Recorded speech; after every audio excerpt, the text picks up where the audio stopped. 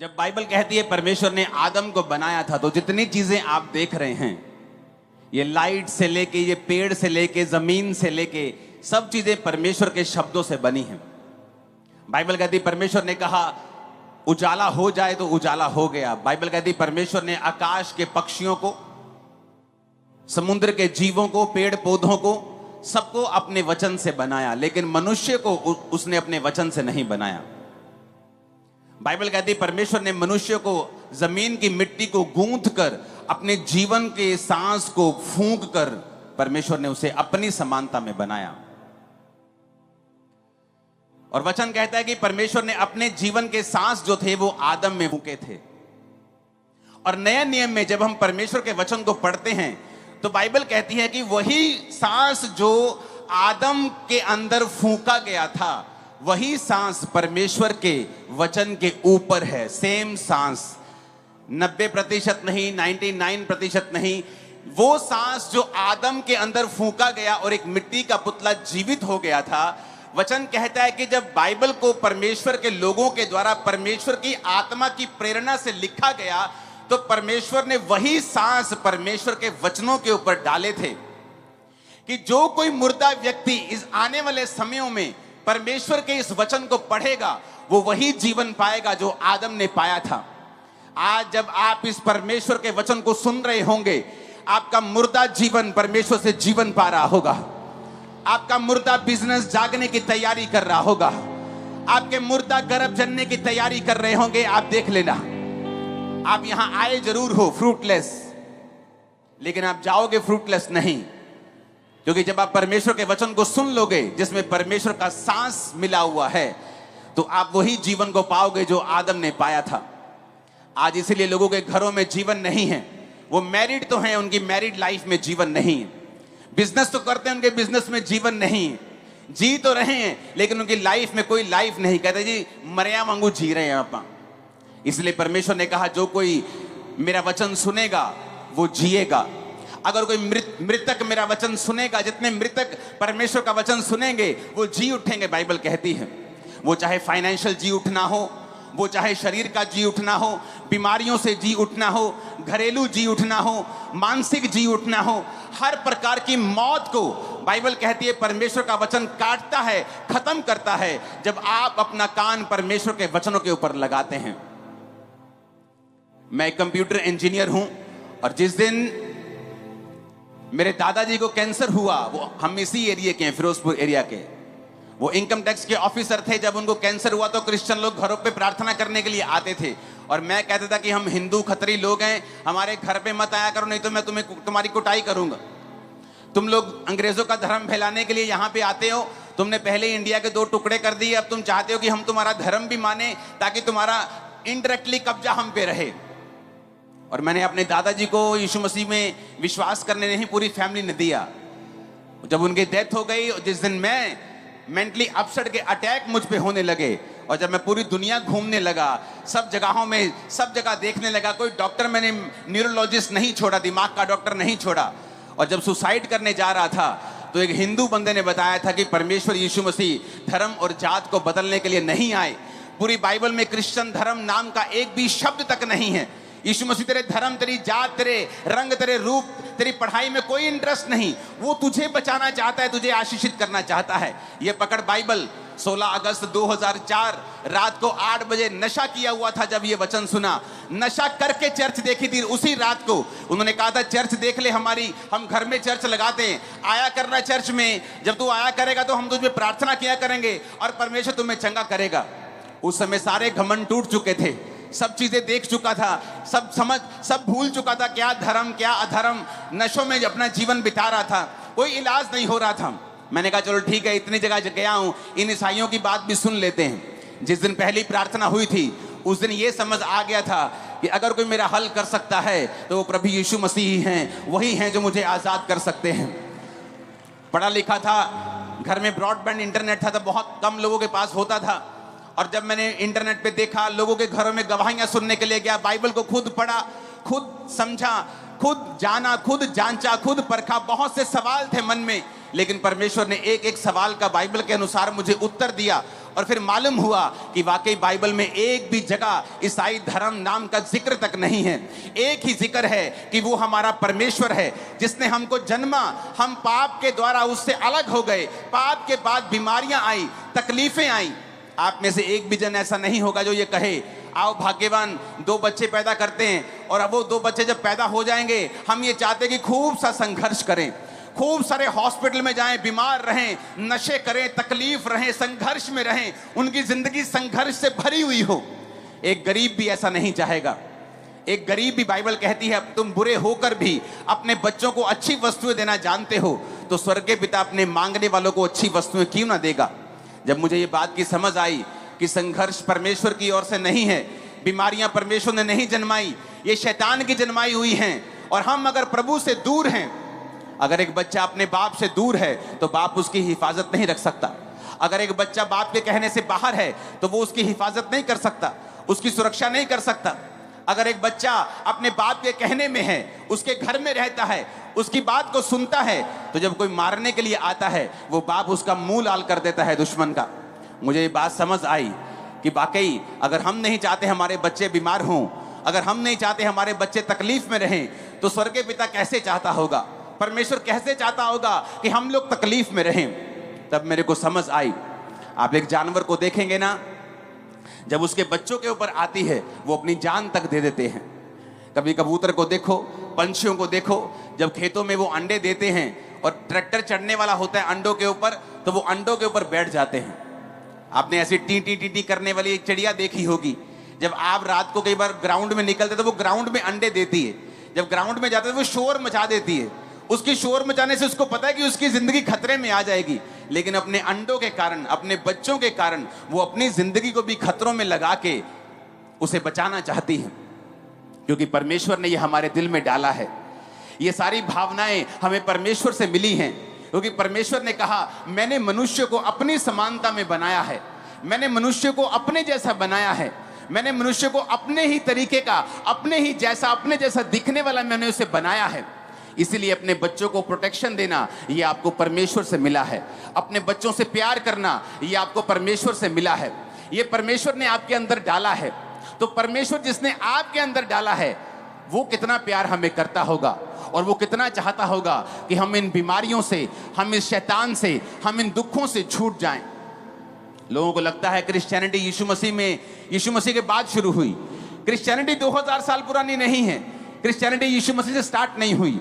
हाँ, वो क्रिश्चियनिटी जिसकी आप बात करते हैं कि मसीह का जन्म, उसके बाद पवित्रताई, उसके बाद पवित्र आत्मा का उतरना, वो उस क्रिश्चियनिटी की अगर बात करते हैं वो 2000 साल पहले शुरू हुई। लेकिन परमेश्वर 2000 साल पुराना नहीं है। यीशु मसीह के जन्म के 1593 साल पहले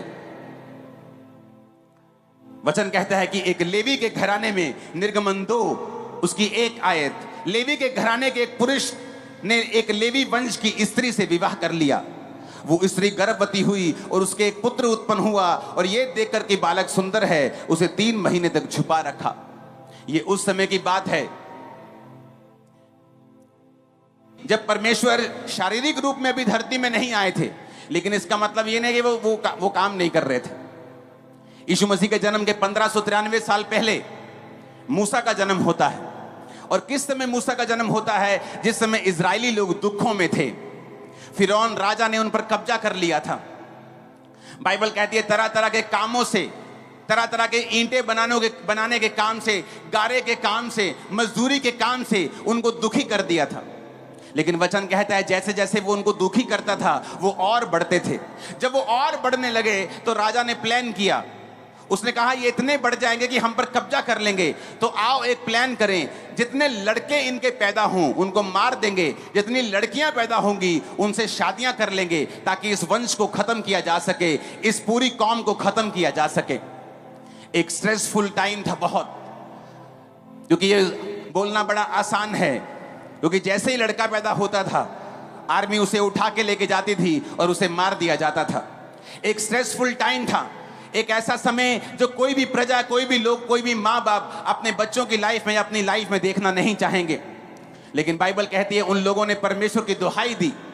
परमेश्वर जिसके बारे में मैं आपको बता चुका हूं, जो एक प्रेमी परमेश्वर है, जो छुटकारा देना चाहता है, जिस तरह चिड़िया अपने बच्चों के लिए जान तक दे देती है, उसी तरह परमेश्वर जो अपने बच्चों को इतना प्यार करता है, उसके लिए कुछ भी कर सकता है।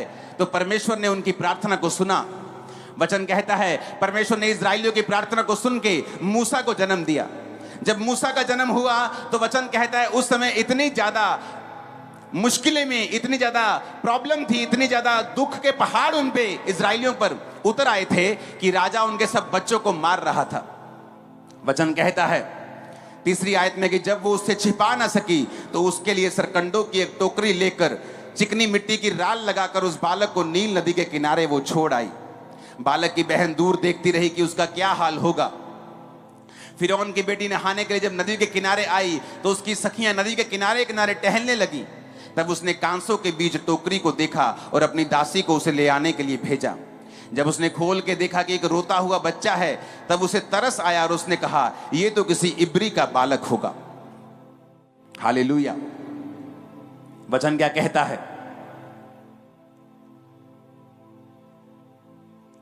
कि उसकी मां ने जब देखा कि 3 महीने में इसे छुपा नहीं सकते अब, तो उसे नदी में एक टोकरी में उसे छोड़ दिया। और वहां पर राजा की जो फिरौन की जो बेटी थी वो नदी के किनारे नहा रही थी, जबकि फिरौन की जो बेटियां होती थी वो नदी के किनारे नहीं नहाती थी। नदी के किनारे आम लोग नहाते थे, तो जो राजकुमारियां होती थी उनके लिए महलों के अंदर बने होते थे पूल जहां वो नहाती थी। लेकिन ये परमेश्वर की मर्जी थी, क्योंकि वो प्रेम करने वाला परमेश्वर है। ये परमेश्वर की विल थी, ये परमेश्वर की इच्छा थी, क्योंकि वो अपने लोगों को छुटकारा देना चाहता था। और वो मूसा जो जन्म जिसने लिया था वो परमेश्वर का एक नबी था और उसके जरिए से परमेश्वर ने उनको छुटकारा देना था। तो बाइबल कहती है परमेश्वर ने रानी उस राजकुमारी के दिल से बात की कि वो जाए और नदी में नहाए। जब परमेश्वर आपको छुटकारा देना चाहता है मेरे भाइयों मेरी बहनों, वो बड़े बड़े योजनाएं आपके लिए करता है। ये मीटिंग मैं आपको बता सकता हूं, अगर मैं अपनी डायरी आपको दिखाऊं तो आपको 100 जगह के ऊपर मीटिंग्स मिलेंगी जहां लोग मीटिंग करना चाहते हैं, 100 जगह हैं। लेकिन जब मेरी टीम ने कहा आप कहां मीटिंग करना चाहते हो, मैंने कहा मैं बठिंडा में मीटिंग करना चाहता हूं। कहते वो तो लिस्ट में भी नहीं है। मैं कहा लिस्ट में नहीं है तो डालो लिस्ट में, क्योंकि जब परमेश्वर बात करता है तो मेरा ये विश्वास है वो राजकुमारी के दिल से उसने बात की कि जा और नदी में जहां के नहा। तो बाइबल कहती है वो अपनी सखियों के संग नदी के किनारे नहाने के लिए चली, जबकि ये ऑर्डिनरी बात नहीं थी, आम बात नहीं थी, क्योंकि परमेश्वर जानते थे कि मूसा की मां से मैं बात करूंगा कि वो मूसा को नदी में बहाए। और उधर राजकुमारी के दिल से परमेश्वर ने बात की कि तू नदी में जाके नहाए। इस तरह से मेरे प्रियो परमेश्वर आपके छुटकारे की योजना को बनाता है। आपको लगता है कि आप यहां वैसे ही आ गए हैं, आज किसी ने आपको मीटिंग के बारे में बताया आप यहां पे आ गए हैं, ऐसा बिल्कुल भी नहीं है। परमेश्वर ने आपसे बात की है यहां आने के लिए, और परमेश्वर ही आपका छुटकारा करेगा। आज हेवन आपके लिए ओपन होगा और आपके परिवार के लिए ओपन होगा, और एक बड़ा छुटकारा आपके जीवन में प्रवेश करेगा और आपके फाइनेंस में प्रवेश करेगा। वो परमेश्वर जो किसी धर्म या किसी जात से जुड़ा हुआ नहीं है, वो जो मेरा और आपका और सब जगत का परमेश्वर है, उसने आज योजना बनाई है आपको छुटकारा देने की, आपको बचाने की, आपको चंगा करने की, आपको आजाद करने की। हजारों परिवार आज यहाँ होंगे जो नशों से छुड़ाए जाएंगे। आमीन। ऊंचा दे बरकत तुम्हारी होगी चर्च। हालेलुया। वचन क्या कहता है? वचन कहता है कि उसकी जो छोटी बेटी उस टोकरी का पीछा कर रही थी, तो उसने देख लिया, रानी ने वो बच्चा उठा लिया। वो रानी के पास चलेगी, बच्चा रो रहा था, रानी से चुप नहीं हो रहा था, उसके बहुत कुछ हिलाया डुलाया, चुप नहीं हो रहा था। छोटी बेटी ने कहा, कहती तू चाहती है कि मैं कोई दूध पिलाने के लिए इसके लिए धाई ले आऊं? कहती हाँ ले आ। तो उसने मूसा की माँ को ही वो बच्चा वापिस कर दिया। और वचन कहता है कि एक तो मूसा की माँ ने अपना ही बच्चा पाला और परमेश्वर ने उसे उसके लिए मजदूरी भी दी। और वचन कहता है 11 आयत में जब मूसा जवान हुआ तो बाहर जाकर अपने भाई बंधुओं के पास उनके दुखों की ओर दृष्टि करने लगा। मूसा को यह मालूम था कि वो एक इब्री है, वो मिस्री नहीं है। मूसा को अंदर से मालूम था कि वो ये नहीं देख सकता जो उसके आंखों के सामने हो रहा है। उसने देखा कि मिस्री जन उसके एक इब्री भाई को मार रहा है। उसने इधर उधर देखा, मूसा ने कि कोई नहीं है, और मिस्री को मार डाला और रेत में छुपा दिया। दूसरे दिन जब बाहर जाकर उसने देखा कि 2 इब्री पुरुष आपस में फिर मारपीट कर रहे हैं, उसने अपराधी से कहा तू अपने भाई को क्यों मारता है? उसने कहा, किसने तुम हम लोगों पर हाकिम और न्यायी ठहराया है? मूसा, जिस तरह तूने कल मिस्री को मार दिया था, क्या तू हमें भी मारना चाहता है? मूसा ये सोचकर डर गया कि ये बात खुल गई है। और जब फिरौन ने ये बात सुनी कि मूसा ने उसके एक आदमी को मार दिया है, तो मूसा को घात करने की युक्ति की। तब मूसा फिरौन के सामने से भागा और मिधान देश में जाकर रहने लगा, और वहां वह एक कुएं के पास जाकर बैठ गया। वचन कहता है कि जब मूसा जवान हुआ, बाहर निकला, क्योंकि वो एक राजकुमार था, लेकिन उसके अंदर मालूम था कि वो एक आम व्यक्ति नहीं है। उसकी कॉलिंग उसको बताती थी उसके अंदर से कि जब वो इब्रियों को मार खाता हुआ देखता था, मिस्री उसको मारते थे, तो वो भी एक मिस्री की तरह था, मिस्री राजकुमार था। लेकिन वचन कहता है वो उनको देखकर दुखी होता था। लेकिन मूसा को एक बात समझ आनी चाहिए थी कि अगर आपको छुटकारा चाहिए तो आप शरीर के द्वारा छुटकारा नहीं ले सकते, आपको आत्मिक होना पड़ता है। तो मूसा उस समय इब्रियों को छुटकारा अपनी पावर से देना चाहता था कि मैं राजकुमार हूं तो मैं अपनी पावर यूज करूंगा। लेकिन वचन कहता है उन इब्रियों ने उसको कहा कि किसने तुझे हम पर हाकिम ठहराया है, और उसे रिजेक्ट कर दिया। मूसा को मालूम हो गया कि यह बात खुल गई है कि मैंने किया है, तो वहां से वो भागा, मिधान देश में परदेशी होकर रहने लगा। वहां पे एक याजक की भेड़ बकरियों को चराने लगा और उसकी लड़की से शादी करके वहीं सेटल हो गया। 40 साल वो उनकी भेड़ बकरियों को चराता रहा। 40 साल बाद परमेश्वर ने दर्शन दिया और कहा, मूसा, जिस काम के लिए अब तू पैदा हुआ है उस काम के लिए तैयार हो जा, क्योंकि मैं तुझे इस्राएलियों को छुड़ाने के लिए भेजने वाला हूं। और वचन कहता है मूसा फिर गया और इस्राएलियों को छुड़ाया। न्यायों 6 उसकी 1 आयत में लिखा है, तब इस्राएलियों ने यहोवा की दृष्टि में बुरा किया, इसलिए यहोवा ने उन्हें मिधानियों के वश में 7 वर्ष तक रखा। और मिधानी इस्राएलियों पर प्रबल हो गए, और मिधानियों के डर के मारे इस्राएलियों ने पहाड़ों के गहरे खड्डों, गुफाओं और किलों पर अपने निवास बना लिए।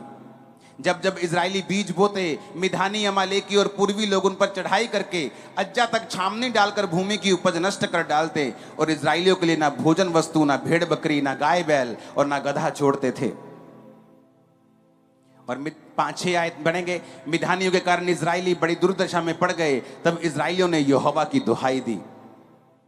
यहां पर भी सेम वचन लिखा है।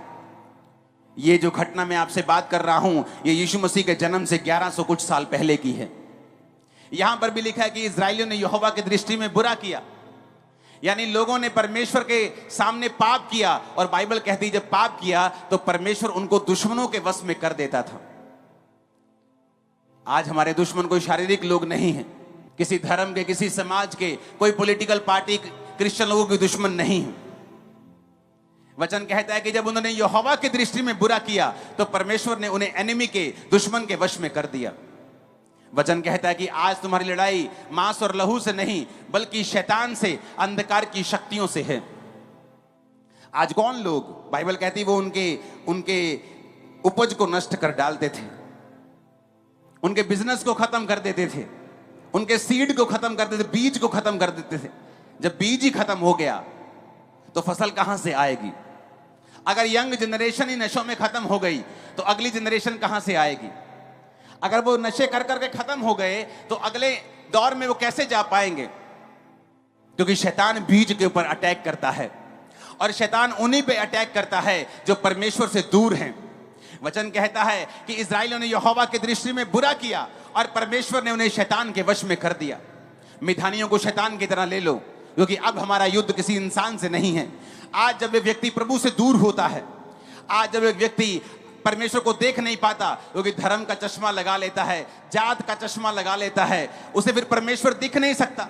अगर परमेश्वर को देखना है तो अपने आप को संसार से दूर करके, अपनी आत्मिक आंखों को खोल के हमें परमेश्वर को देखना पड़ेगा कि परमेश्वर किसी धर्म या जात का नहीं, परमेश्वर मेरा परमेश्वर है जिसने मुझे पैदा किया और वो मुझे छुटकारे में देखना चाहता है। बाइबल कहती है जब इस्राएलियों ने परमेश्वर की दृष्टि में बुरा किया तो उसने उन्हें मिधानियों के वश में कर दिया और वो उनके बीजों के ऊपर हमला करने लगा। जब शैतान आपकी लाइफ में काम करता है, आप सोचते हैं कि ये मैंने 80,000 जमा कर लिया है, अब मैं ये 80,000 से अपने जो कच्चा कमरा है मैं उसको पक्का कर लूंगी। और शैतान आता है एक बीमारी के साथ और आपके 80,000 की बजाय 1,60,000 आपका खा जाता है। आप सोचते हैं ओ मैंने अपने बच्चे के लिए सारा कुछ दे दिया है, मैंने बड़ी मजदूरी की है, मैंने बड़ा काम किया है, मैंने घरों का काम करके, मैंने खेती करके, कैसे भी करके अपने बच्चों को बड़ा किया है। और शैतान आता है और उन्हीं बच्चों को नशे की लत लगा देता है, क्योंकि शैतान हमेशा बीज के ऊपर हमला करता है। आप सोचते हैं कि अब मैंने कुछ कर लिया है, अब मैंने अपने बच्चे को फौरन भेज दिया है, और वहां से न्यूज आती है कि आपके बच्चे का एक्सीडेंट हो गया है, क्योंकि शैतान बीज के ऊपर हमला करता है, आपके बिजनेस के ऊपर हमला करता है, आपकी सेहत के ऊपर हमला करता है। वचन कहता है कि जो खुदा से दूर होगा शैतान उस पर हमला करता है। ये नहीं कि परमेश्वर उस पर हमला कर रहा है, परमेश्वर दुख नहीं देता। आप अपने बच्चों को दुख नहीं देते, आपके बच्चे आपसे दूर भी हो जाए तो आपको दुख नहीं देते, लेकिन आप अपने बच्चों की सुरक्षा नहीं कर पाते जब बच्चे आपसे दूर होते हैं। जब आप परमेश्वर से दूर हो जाते हैं, जब आप दुनिया के पाप में चले जाते हैं, व्यभिचार में चले जाते हैं, चोरियां करने लगते हैं, कुंडियां डालने लगते हैं, अलग अलग प्रकार के आप गलत काम करने लगते हैं, तो बाइबल में लिखा है आप परमेश्वर की दृष्टि में आप पापी बन जाते हैं। जब आप पापी हो जाते हैं तो शैतान के पास अधिकार होता है कि वो आपके बीजों के ऊपर हमला कर सके और आपके ऊपर अटैक कर सके।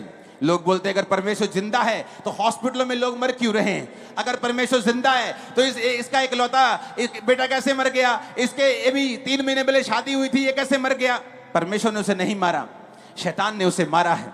जब हम प्रभु से दूर होंगे तो परमेश्वर की सुरक्षा फिर हमारे जीवन में काम नहीं करती। जो परम प्रधान के छाए हुए स्थान में बैठा रहेगा वो सर्वशक्तिमान की छाया में ठिकाना पाएगा, लेकिन वही ठिकाना पाएगा जो उसके छाए हुए स्थान में बैठा होगा। अगर हम परमेश्वर से दूर हैं तो शैतान हमारे बीजों के ऊपर हमला करता है। वो नहीं चाहता हमारे बच्चे नशों से आजाद रहें, वो नहीं चाहता हम बीमारियों से आजाद रहें, वो ये चाहता है कि हमेशा हमारे फाइनेंस के ऊपर अटैक होता ही रहे, हम कभी घर ना बनाने पाए, ब्लेसिंग ना लेने पाए, हमारे बच्चे कभी आजाद ना होने पाए, हम बीमारियों से रहित होने वो कभी नहीं चाहता शैतान। वो चाहता है कि हम फंसे रहें। और बाइबल कहती है परमेश्वर जो प्रेमी परमेश्वर है, जो पिता है, जो आपकी तरह जो जब एक पिता अपने बच्चे के लिए जान तक देने के लिए आ जाता है, वो परमेश्वर आपके छुटकारे का इंतजाम करता रहता है और वो आपको छुटकारा देना चाहता है। वो आपके बीजों को नष्ट होने से बचाना चाहता है। जिस तरह गिदोन को उसने चुना, पुराने समय में उसने मूसा को चुना। मूसा पूरी इजरायली कौम को, 20 लाख के करीब लोग थे, पूरी इजरायली कौम को चमत्कारों के द्वारा उन्हें वापस ले आया। परमेश्वर ने गिदोन को चुना। वचन कहता है कि जब परमेश्वर ने गिदोन को चुना तब भी इजरायली दुखी थे, क्योंकि वो परमेश्वर से दूर हो चुके थे। परमेश्वर से दूर थे तो शैतान ने बीजों पे हमला किया और इजराइलियों ने फिर परमेश्वर की दुहाई दी। जब इजरायली परमेश्वर की दुहाई देने लगे कि पिता हमें बचा, हमने पाप किया है, आगे से पाप नहीं करेंगे, आगे से कोई गुनाह नहीं करेंगे, बाइबल कहती परमेश्वर ने गिदोन से बात की। परमेश्वर ने कहा गिदोन, 8 आयत में लिखा यहोवा ने इजराइलियों के पास एक नबी भेजा जिसने कहा इजराइल का परमेश्वर यहोवा यूं कहता है कि मैं तुमको मिस्र से ले आया और दास्तव के घर से निकाल ले आया। मैंने तुमको मिस्रियों के हाथ से जितने तुम पर अंधेर करते थे सबों के हाथ से छुड़ाया कि उनको तुम्हारे सामने से बरबस निकाल कर उनका देश तुम्हें दे दिया। मैंने तुमसे कहा मैं तुम्हारा परमेश्वर यहोवा हूं। एमोरी लोग जिनके देश में तुम रहते हो उनके देवताओं का भय ना मानना, परंतु तुमने मेरा कहा नहीं माना। यहोवा का दूत बांज वृक्ष के नीचे बैठ गया जो ओपरा में अबीएजरी योआश का था, और उसका पुत्र गिदोन एक दाखरस के कुंड में गेहूं इसलिए झाड़ रहा था कि उसे मिधानियों से छुपा रखे। यहोवा ने के दूत ने दर्शन देकर कहा गिदोन से, हे शूरवीर सूरमा, यहोवा तेरे संग है। गिदोन ने उससे कहा, हे मेरे प्रभु विनती सुन, यदि यहोवा मेरे संग होता तो क्या हम पर यह विपत्ति पड़ती? जितने आश्चर्य कर्मों का वर्णन हमारे पुरखा कहकर करते थे कि यहोवा हमें मिस्र से छुड़ा नहीं लाया, वो कहां रहे? अब तो यहोवा ने हमको त्याग दिया है और मिधानियों के हाथ में कर दिया है। तब यहोवा ने उस पर दृष्टि करके कहा, अपनी इसी शक्ति पे जा, तू इजराइलियों को मिधानियों के हाथ से छुड़ाएगा। क्या मैंने तुझे नहीं भेजा? ऊंची आवाज से बोलो हालेलुया, ऊंची आवाज से बोलो हालेलुया। तो वचन कहता है कि उस दूत के सामने गिदोन ने भेंट को रखा और उस भेंट को दूत ने छुआ और वो आग बन गई और उसके बाद दूत चला गया।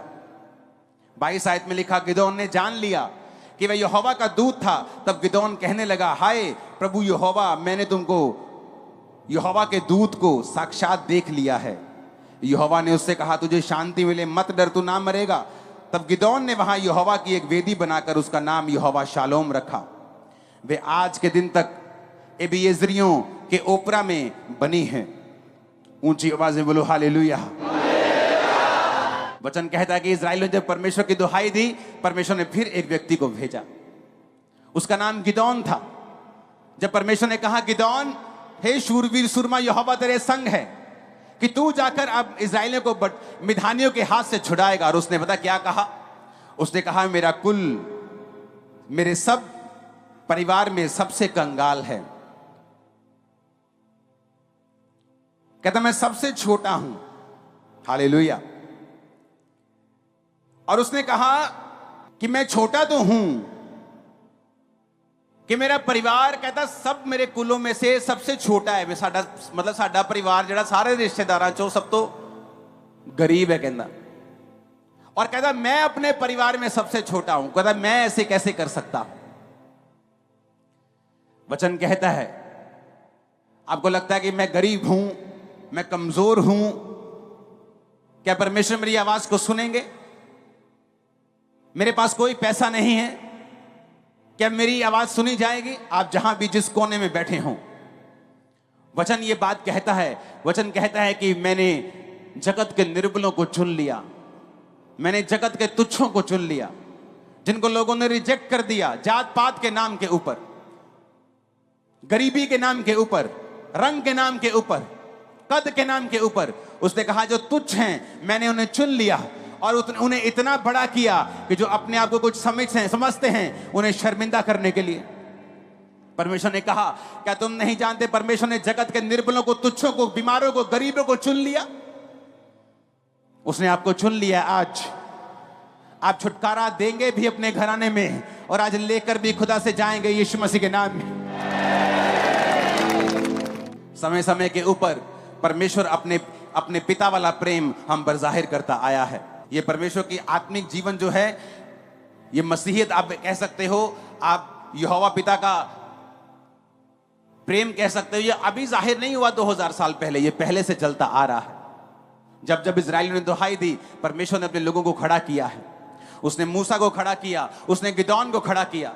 जब जब लोगों ने मन फिरा लिया कि ठीक है आज से हम ये काम नहीं करेंगे, आज से गुनाह नहीं करेंगे, आज से परमेश्वर की ओर मुड़ेंगे, आज से व्यभिचार नहीं करेंगे, आज से गलती नहीं करेंगे, आज से पाप नहीं करेंगे, आज से शराब नहीं, नशे नहीं पिएंगे, आज से परमेश्वर के पीछे चलेंगे, तौबा कर ली, बाइबल कहती है।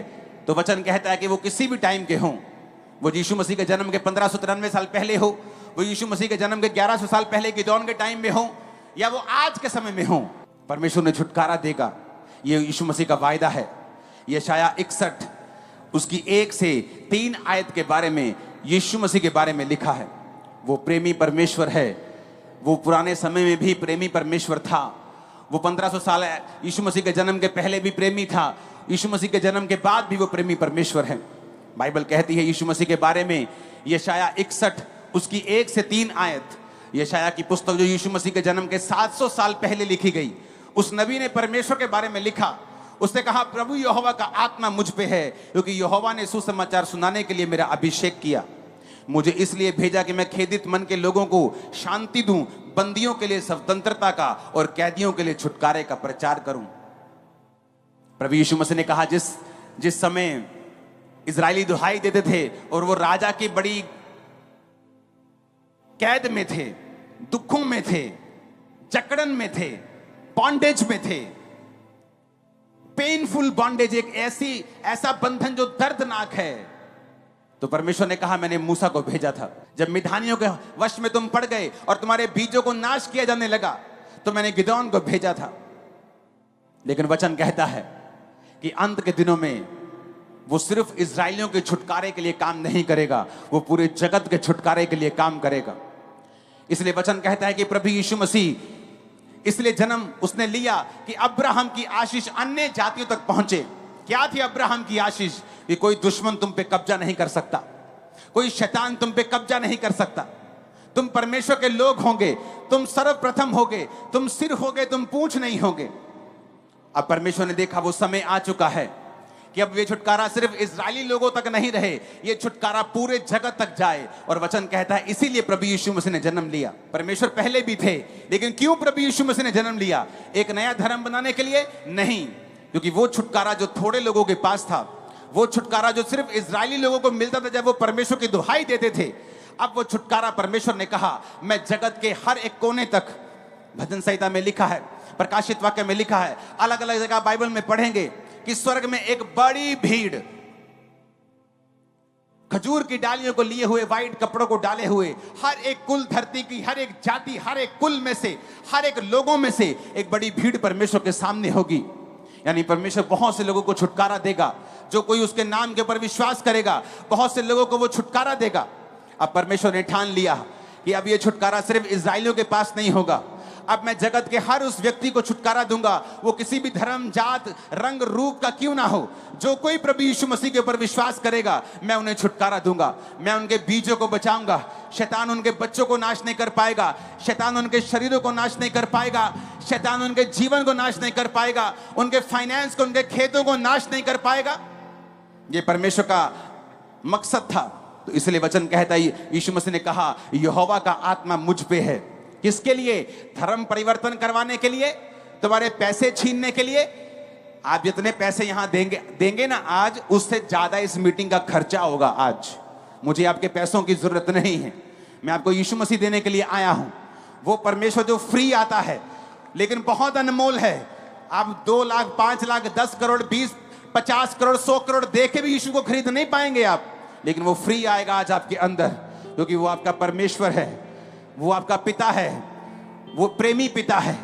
जिस तरह एक छोटी गिलहरी, एक छोटी चिड़िया अपने अंडों के लिए जान दे देती है, यीशु मसीह ने जान दे के बताया है कि वो आपसे प्रेम करता है। लोग बोलते हैं ये परमेश्वर हमें क्या बचाएगा जो अपने आप को बचा नहीं सका। तो मैं ये बताना चाहता हूं कि उसने जान दी। उसने कहा राजा ने, तू अपने मुंह से कह दे प्रभु कि तू ऐसा कोई भी पाप तूने नहीं किया, क्योंकि तेरे खिलाफ कोई सबूत नहीं है। जीसस ने कहा मैं अपनी मर्जी से अपने आप को तेरे हाथों में सौंपता हूं और तीसरे दिन अपनी मर्जी से अपनी जान को वापस लेकर जी उठूंगा। और वचन कहता है वो तीसरे दिन मुर्दों में से जी उठा। आज यीशु को क्रूस पर देखना बंद कर दीजिए।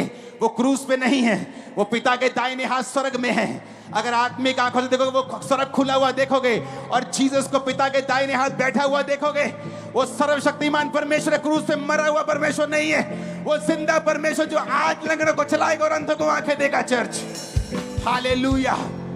यीशु मसीह ने कहा अब मेरी आशीष, अब मेरा छुटकारा सिर्फ इजराइलियों तक सीमित नहीं होगा, मैं सारी कौम को, सारी दुनिया को, मैं सब पंजाबियों को, सब हरियाणियों को, सब इंडियंस को, सब पाकिस्तानियों को, सब तुर्की वालों को, सब इंग्लैंड वालों को, मैं सारी दुनिया को अब छुड़ाऊंगा जो कोई मेरे नाम के ऊपर विश्वास करेगा। हालेलुया। उसने कहा कि मैं बंदियों के लिए स्वतंत्रता का, कैदियों के लिए छुटकारे का प्रचार करूं। कुछ लोग कैदी हैं अपने विचारों के, उन्हें डर लगता है, डर की वजह से बहुत काम नहीं कर पाते, फियर स्पिरिट है उनके अंदर, डिप्रेशन का आत्मा काम करता है। कैदी हैं क्योंकि शैतान ने कैद किया हुआ है, एक लेवल से ऊपर नहीं जा सकते। बाप गरीब, दादाजी गरीब, परदादा गरीब, वो भी गरीब, एक लेवल से ऊपर जाता तो अटैक हो जाते घर पे। माँ अच्छी भली है, पढ़ी लिखी है, वेरी नाइस वुमेन, डाइवोर्स, उसकी मम्मी भी डाइवोर्स, बेटी भी डाइवोर्स, क्योंकि शैतान नहीं चाहता आप छूटें। ये कर्स है। आप देखेंगे कई बार एक आपसे कहीं कहीं छोटे, कहीं कम लेवल के अच्छे लोगों को अच्छे पार्टनर्स मिले होते हैं, लेकिन कुछ लोग संघर्ष करते हैं क्योंकि वो शैतान की जकड़न है। जो कुछ नेचुरल नहीं है, जो बीमारी मेडिकल साइंस ठीक कर दे, नो प्रॉब्लम, लेकिन जब मेडिकल साइंस काम नहीं कर पाती, उसके पीछे शैतान का हाथ होता है। और यीशु मसीह ने क्या कहा? यीशु मसीह ने कहा मैं बंदियों के लिए स्वतंत्रता का और कैदियों के लिए छुटकारे का प्रचार करने के लिए आया हूं। जब आप यीशु मसीह को ग्रहण करेंगे, अगर आज आप बोलेंगे कि प्रभु यीशु मसीह तो मेरा उद्धार करता और मेरा परमेश्वर है, आप किसी धर्म को चेंज नहीं कर रहे हैं, आप धार्मिकता को अपने अंदर ले रहे हैं, यीशु को अपने अंदर ले रहे हैं, तो वचन कहता है वो आपको छुटकारा देगा। 2 आयत में लिखा है यहोवा के प्रसन्न रहने के वर्ष का, हमारे प्रभु के पलटा लेने के दिन का मैं प्रचार करूं और विलाप करने वालों को शांति दूं। बाइबल कहती वो शांति देने के लिए आया। मैं ऐसे परिवारों को जानता हूं जिनके बच्चों की मृत्यु हो गई और वो पागल हो गए थे, अपने जीवन को खत्म करने के लिए तैयार थे, लेकिन जब यीशु मसीह उनकी जिंदगी में आए, एक नई लाइफ उनको परमेश्वर ने दी है। यीशु मसीह ने कहा, मैं विलाप करने वालों को शांति देना चाहता हूं। तीसरी आयत में लिखा, ताकि सिय्योन के विलाप करने वालों के सिर पर राख दूर करके एक सुंदर पगड़ी बांधूं। यह आयत यीशु मसीह के जन्म से भी 700 साल पहले की है। यानी आप लगा लो कि 2700 साल पहले का वचन मैं पढ़ रहा हूं। उसने कहा, वो तुम्हारे सिर पर की राख को दूर कर देगा। जब लोग दुखी होते थे तो अपने सिर पर राख डालते थे। जब कोई मर जाता था, किसी देश पे कब्जा होता था, देश लूट जाता तो राख डालते थे। परमेश्वर ने कहा, मैं तुम्हारी राख को दूर कर दूंगा और एक सुंदर पगड़ी तुम्हें दूंगा। उनका विलाप दूर करके मैं हर्ष का तेल लगाऊंगा, यानी खुशी का तेल परमेश्वर तुम्हें देगा। उदासी हटाकर यश का ओढ़ना उड़ाऊंगा, जिससे वो धर्म के बांज वृक्ष और यहोवा के लगाए हुए कहलाएं और जिससे उसकी महिमा प्रकट हो, ताकि आपको मालूम हो कि मेरा पिता जो स्वर्ग में है मुझे छुटकारा देते हुए खुश होता है, मुझे आशीषित देखता हुआ खुश होता है। जो मेरा परमेश्वर है मुझे ब्लेस होता हुआ देखना चाहता है, बढ़ता हुआ देखना चाहता है। आप जब जीसस क्राइस्ट को अपना उद्धारकर्ता ग्रहण कर लेंगे, मैं आपको भविष्यवाणी कर रहा हूं, आप दुनिया के बेस्ट प्लेसेस पे होंगे, आप दुनिया की बेस्ट जगहों में होंगे, बेस्ट देशों में होंगे, बेस्ट बिजनेस चला रहे होंगे, बेस्ट लाइफ जी रहे होंगे। आमीन। इतना ऊंचा लगाओ कि शैतान के कानों को खोल दो। आज 7 बार आमीन बोलो ऊंची आवाज में।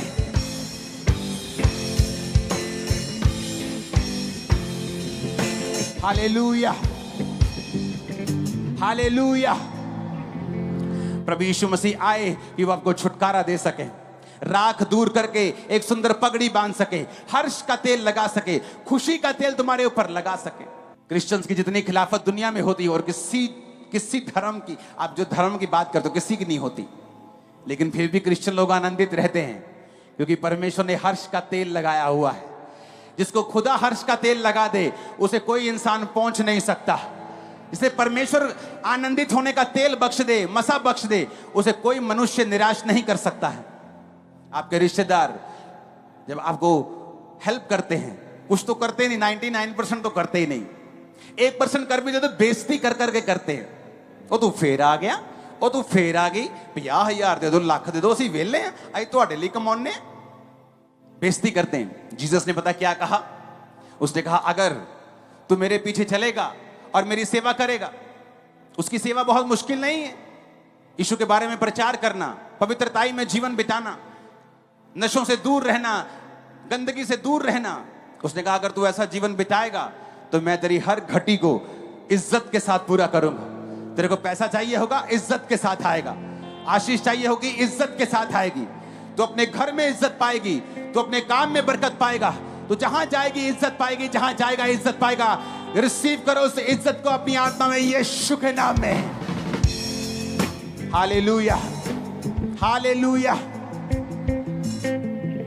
यीशु मसीह के जन्म के बाद उसके वचन में लिखा है, तू एक शादी कर सकता है। यीशु मसीह ने औरतों की इज्जत को रिस्टोर किया, क्योंकि औरत थी, हवा थी, जो पाप के पहली भागी बनी। तो परमेश्वर ने हवा को, औरत को श्रापित किया, आदम को श्रापित किया, धरती को श्रापित किया। औरत श्रापित रही कितने साल, आदम श्रापित रहा कितने साल, लेकिन वचन कहता है कि वो प्रेमी परमेश्वर है और वो फिर अपने बच्चों को छुड़ाना भी चाहता है। और परमेश्वर ने, बाइबल कहती है, फिर एक औरत को ही चुना। उसने एक ऐसी औरत को चुना जो सचमुच की कुंवारी थी, नाम की कुंवारी नहीं थी,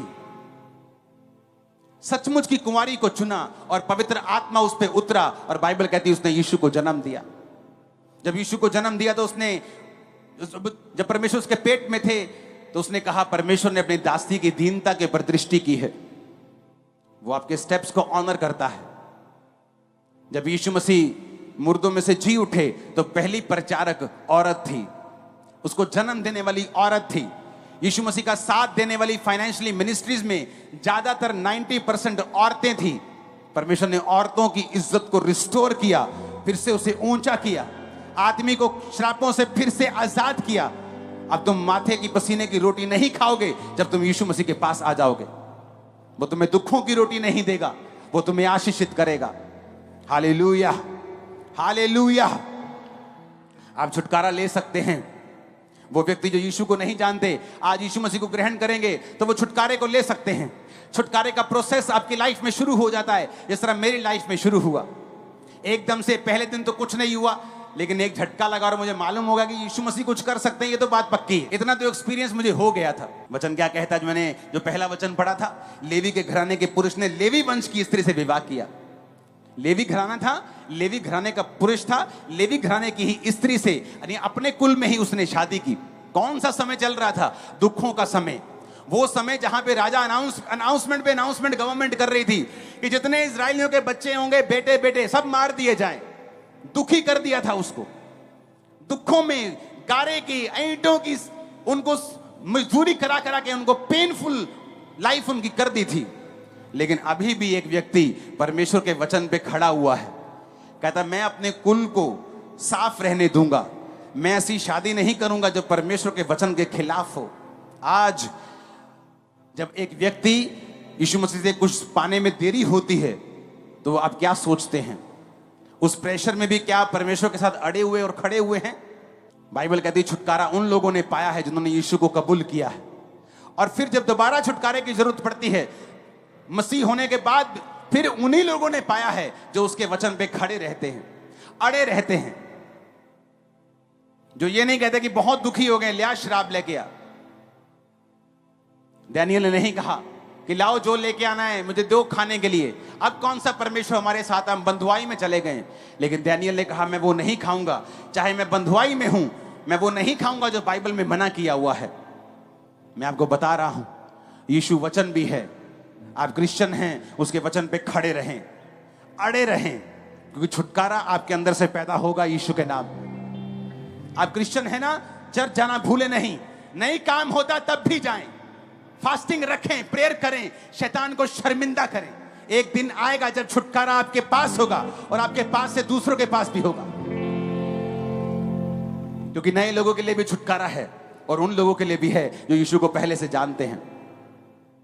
डैनियल ने प्रेशर में ये नहीं कहा और लेके आओ जो लेके आना है, मैं शराब भी पीऊंगा, दाखरस भी पीऊंगा, वो मीट भी खाऊंगा जो बाइबल में मना किए हुए हैं, लेके आओ। परमेश्वर कौन सा हमारे साथ है? हमारे साथ होता तो हम बंधुआई में क्यों आते?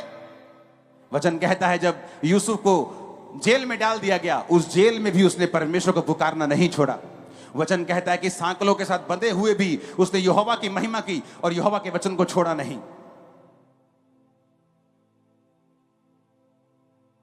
हालेलुया। अगर आप क्रिश्चियन हैं, मैं आपको एक सलाह देता हूं, आप प्रेशर में भी हों, दुखों में भी हों, इस वचन को छोड़ना नहीं। एक बड़ा छुटकारा एंटर होने वाला तुम्हारी लाइफ और तुम देखोगे क्या होता है। जो कि यीशु को भी विश्वास करेगा उसकी महिमा को देखेगा, बाइबल कहती है। आज चाहे नॉन क्रिश्चियन हो, आप चाहे क्रिश्चियन हो, आज अपनी लाइफ परमेश्वर को दे दीजिए और वचन पे चलना शुरू कर दीजिए, क्योंकि बड़े स्टार्स हैं जो आप में से जन्मने वाले हैं। आप शायद अपने आप को नहीं देख पा रहे जो फ्यूचर में है, लेकिन मैं आपको देख पा रहा हूं। आप चमकने वाले हैं बहुत अजीब रीति से। आप हैरान होंगे कि ऐसा मैंने कभी सोचा नहीं था जो परमेश्वर ने मेरी लाइफ में कर दिया जब मैंने परमेश्वर का पीछा किया। मैं कभी सपने में सोचा नहीं था। मैंने लोगों को देखा है चर्च में से राशन लेते हुए, 100 रुपए के लिए तरसते हुए, और आज फॉरेन कंट्रीज में अपने घर लेते हुए भी उनको देखा है, सेम फैमिलीज को।